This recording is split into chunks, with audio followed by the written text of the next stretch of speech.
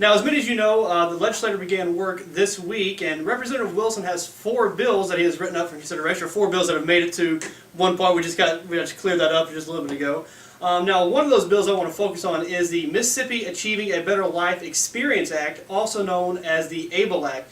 Now, just a little background here before we get into it. So, back in December of 2014, President Obama signed into law the Federal ABLE Act. In fact, it was one of the few laws that actually did get bipartisan support during Obama's tenure. So, the Federal ABLE Act was started by petition on change.org by Sarah Wolf. Now, Sarah Wolf has Down syndrome, and like any with disabilities, she fears she'll be forced to live in poverty. And this is because having assets anything beyond $2,000, which is variable based on different states, would be forfeit, or that is, it would require a spend down to qualify for federal assistance. So the Federal Act allows for anyone to put money into a special non-taxable account for the disabled person, or she may put it in there herself, to allow that person to still be eligible for Supplemental Security Income, SSI, or Medicaid and or Medicaid. So as far as the federal law goes, up to $500,000 can be put into the ABLE account, but anything over $100,000 will affect SSI and Medicaid eligibility. So is that pretty much how the federal law works? What are the big things I'm missing here? That's a good and quick summary. Yes, sir. And you're right, Congress passed the Achieving a Better Life Experience Act a couple years ago, and they left it to the states to implement how ABLE would be done state by state. Okay. They've modified the law a couple times. We actually dropped a bill last session, and we let it go because Congress was changing some of the eligibility requirements in the federal law. But the states are left some flexibility about how to do this, and House Bill 162, I'm pleased to say, we filed it actually a few weeks ago. It pre-filed it, and it's been referred this week to a couple of committees, and we're getting ready to move on it because I think it's a great idea to help those families who are caring for a loved one with a disability and help the folks out there with disabilities live a better life. Right. It actually enhances their liberty. Our bill, the state law, would give a state tax deduction, which mirrors the federal tax deduction for savings or deposits that go into an ABLE account. And we also make sure that if you build a little nest egg in an ABLE account, you don't lose eligibility for those benefits that are so important to those families. So those are the two main things that our bill does. House Bill 162, it creates the Mississippi ABLE program. It also sets up a structure and some accountability to stand the program up by a date certain. I think we have it at July 1st. 2018. Okay. And there's a working board that has some agency representation, the Treasurer's Office, Department of Rehab Services, and the Department of Mental Health, plus some gubernatorial appointees who would come from disability advocacy groups or, frankly, families with a disabled member. Now, talk about the advocacy groups and families. Did y'all consult the families and advocacy groups when formulating? It's a long bill, but did y'all consult them when formulating the language for this? We did. We've had a number of meetings over the last couple of years. You know, I worked for the State Treasurer's Office before I went into the legislature. That's how I learned about the ABLE Act, the Federal ABLE Act. And a lot of states have grappled with how to do this the best way. We want it to be efficient, we want it to be effective, and we want it to serve those families who can take advantage of it. And so we've actually come up with a pretty good product. We've had some lawyers who practice in this area. We've had some advocates. We've had some parents who have cared for kids with disabilities over the arc of their lives.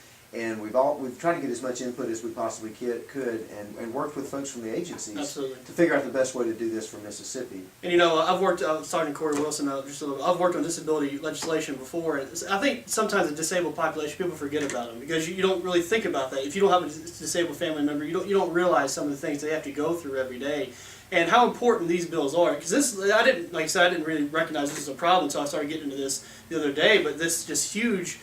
Problem they've had, why the Federal Act was needed and why it did get bipartisan support. And you said so many other states have also started enacting their law, their ABLE Acts as well. How many states, do you have a number on that?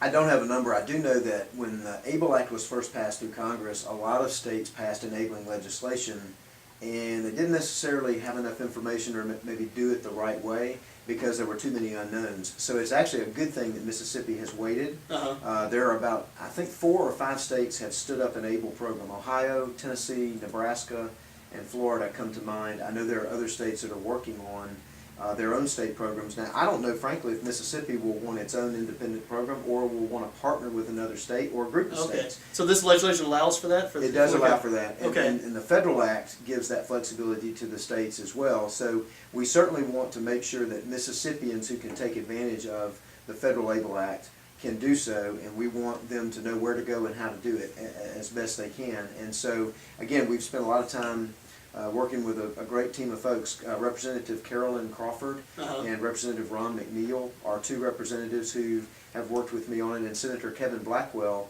over in the Senate side from DeSoto County also dropped a bill last year, and we're working together this year to push that through the legislature. And we've been working to get some co-sponsors. Sam Mims is the chairman of Public Health, and he's on board with it and has contributed a lot of input. We've worked with the Lieutenant Governor's folks as well. This is something that really does matter to people. And I'll tell you, you know, I don't forget about folks with disabilities. My uncle was born mentally disabled, and so I just knew growing up that my grandmother took care of him, and she was a single mom back before there were as many single moms and before there was many things to help for that. And she cared for him her whole life, and as only a mother could. But now he lives with my dad, and he takes care of him. And so this is something that really could have helped her once upon a time, and so I've got a special place in my heart. It's a personal thing for me, but it's also just important to give people savings tools and ways to live a better life. We're about liberty. We're about limited government. We're about giving people more of their own money so they can keep it. They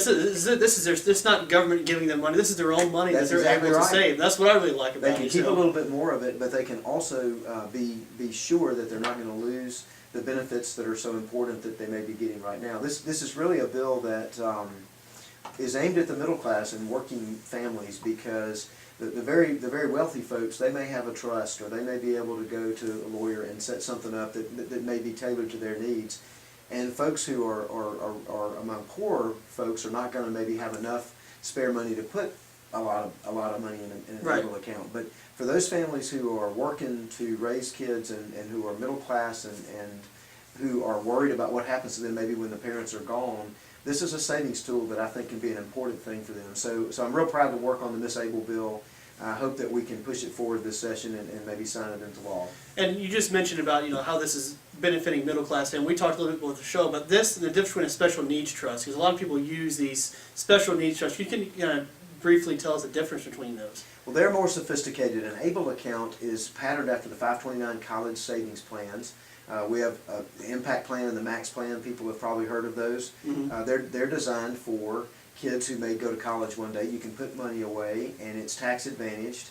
And then when you go to college, you can draw it down for education expenses. Well, the ABLE account is patterned after the 529 plans, but it's really a lot more flexible, and it's a lifelong account. If you have a disability that's recognized by the age of 26 under the federal law, you are eligible to have an ABLE account for your lifetime, and you can use it for not only education but for qualified health care expenses, qualified housing expenses, technology, gym memberships. It's really tailored to whatever you need, your disability may require, and again, it is to help you live a better life and to have more control over where you take your life. Now, you just mentioned it's connected to this pattern after the 529 accounts. Now, I know the 529 accounts have a maximum you can put into it. Does that also have a maximum here? The ABLE Act actually is limited to $14,000 per year that can be contributed. So it's actually a little more restrictive than the max accounts, where you really don't have a maximum per year, but you have a top level